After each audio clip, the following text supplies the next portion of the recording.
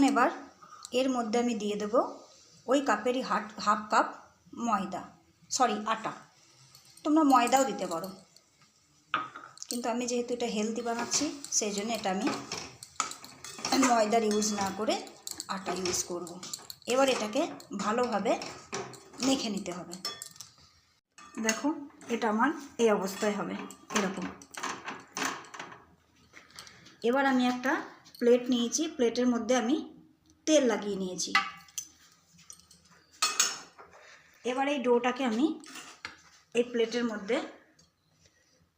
রেখে দেবো।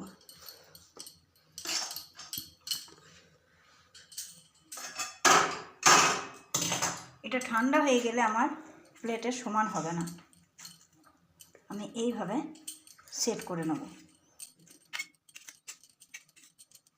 দেখো ফ্রেন্ডস, এটাকে আমরা এরকম একটা চৌকো টাইপের শেপ দেব। তো এটাকে এখন ঠান্ডা হতে দেব, ঠান্ডা না হলে অসুবিধা আছে। যতক্ষণ এটা ঠান্ডা হবে ততক্ষণ একটা ঘোল বানিয়ে নেব। এখানে দিয়েছি 2 চামচের মতো আটা, তোমরা ময়দাও দিতে পারো। আর দেব হাফ চামচের মতো, হাফ চামচ থেকে একটু কম, চিলি ফ্লেক্স। তারপর দেব নুন স্বাদ অনুসার, কেননা আমাদের ওই আলুটার মধ্যে নুন দেওয়া রয়েছে। এরপরে হালকা হালকা জল দিয়ে এটাকে আমি মিক্স করতে থাকবো। প্রথমে একসঙ্গে অনেক জল দেবো না, হালকা জল দিয়ে মিক্স করে। দেখো এটাকে আমি এইভাবে একটা প্লেটে তুলে নেব। দেখো ফ্রেন্ডস, আমার প্রথমবার একটা ভাজা হয়ে গেছে।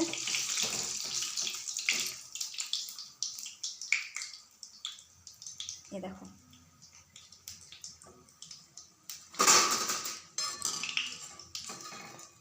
তোমরা আওয়াজ শুনে বুঝতে পারছো কতটা ক্রিস্পি হয়েছে। কেননা সুজি দেওয়া আছে বলে এটা ক্রিস্পি হয়েছে, আর আটা দেওয়া আছে বলে এটা নরম নরম হবে। তোমরা আওয়াজ শুনে আশা করি বুঝতে পারছো। এইভাবে আমি সবগুলো ভেজে নেব। দেখো তৈরি হয়ে গেছে আমার টেস্টি স্ন্যাক্স, সুজি, কাঁচা আলু আর আটা দিয়ে। উপরটা হয়েছে ক্রিস্পি আর ভিতরে হয়েছে নরম, কেননা আটা দেওয়া আছে।